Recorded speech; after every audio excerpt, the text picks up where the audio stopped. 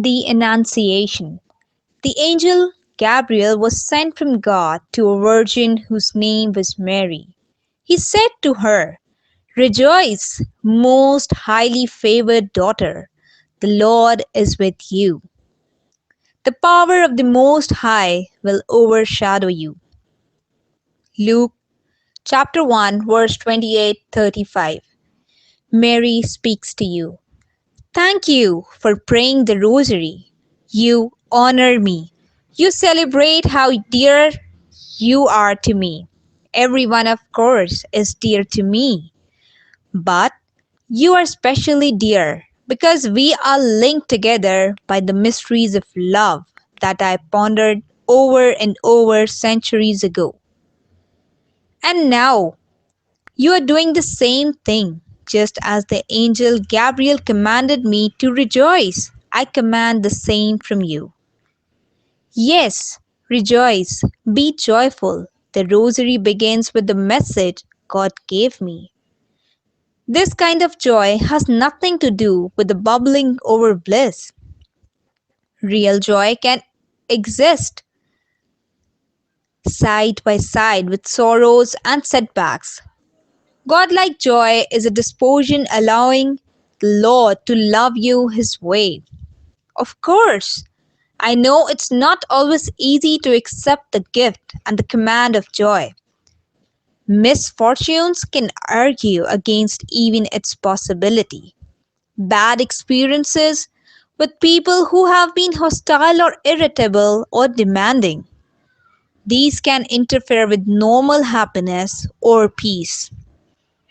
Many different kinds of situations can scuttle all hope for security.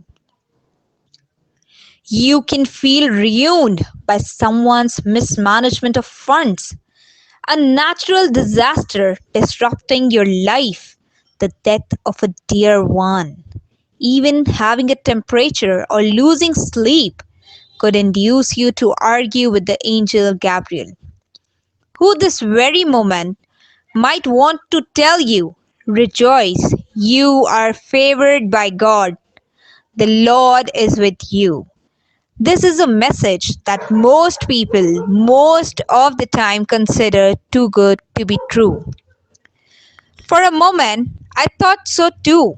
When I was told to be fully of joy, my immediate instinct was to back away. Before I had a chance to really think about it, I reacted with reasons why I could not rejoice. Something inside me started to kick off certain times of difficulty I could complain about. If I wanted to, how can I rejoice? I could have said. With a head cold lasting for 2 weeks, when Rebecca, my neighbor, snapped me at the well this morning, when I am so worried about how much longer I can keep up the house now that my mother and father have died. When my cousins hasn't spoke to me for 2 years. When my classmates ridicule me because I take my religion seriously. When the heavy rains of last week ruined the seamless garments I just made. Things like that. What I mean to say is that I had as many reasons for not being happy as anyone has. Things weren't perfect in my life either. I resisted the temptation to air my griefs, prayed, "Help me to wait quietly until I could understand the angel's promises." My faith assured me that God is a God of love who wants happiness for all of the world. I had no business making things difficult for God. This was the most important lesson I learned on the morning of the Annunciation. There is one more too. Joy doesn't depend on the accidents of nature, various reactions of individuals.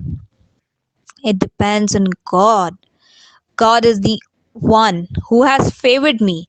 God likes me and loves me. That's why I had to be happy. Because God was with me and always would be. No one or nothing could take away my confidence. Gabriel spoke the truth and I agreed with it. And so my life with my son began. I said yes to God's plan of love, letting everything develop as it would, and see how well it all turned out. Now I have joy to the full. Such a gift is yours as well. God favors you and wants you to accept the plan of love for you. My constant prayer to God is that joy may bless every day of your life, including all eternity. I pray this on your behalf and on behalf of all the people who care about. Prayer to Mary. Thanks, Mary, for reminding me about this.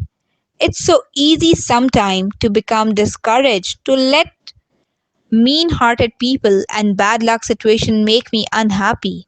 It seems that my capacity for joy is the first thing to go.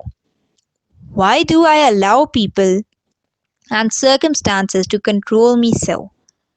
Let me have some of your serenity, my lady.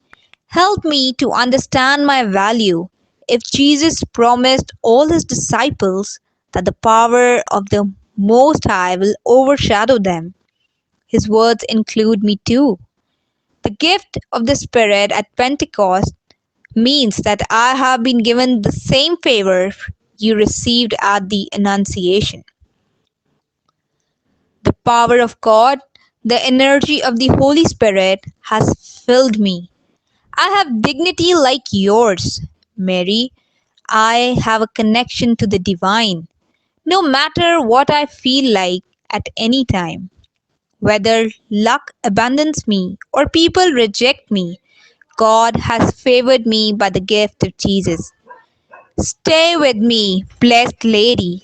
Help me to keep my courage up, no matter what the setbacks, the fears, or the hurt may be.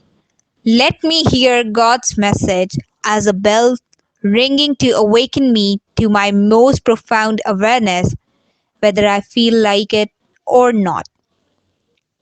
I must rejoice because I am highly favored because the Lord is with me. Amen.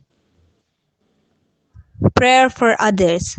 Blessed Mary, look with love on the people I pray for now. Here, mention the names and the circumstances of those who are discouraged by life, upset about their meager pay or ill health, resentful because others have hurt them or ignore them, depressed by bad working conditions or mean fellow workers, unhappy because of sickness, addicted to a compulsive habit. Reach out to them, Mary, with your maternal love. Help them to understand how much God loves them and will continue to love them long after all their hardships and hurt feelings have come to an end. Let them know goodness once again, dear mother. Replace the rehearsal of their woes with confidence that God's love them and that others love them too. Let them feel more joy. Let them agree to live more agreeable with themselves until they can accept what you accepted when Christianity began. When they and I, like you, can really hear the message that God is with us. Strengthen the people that I pray for until they are no longer afraid of anything. Let them once again find God and learn that they can and must rejoice. Amen.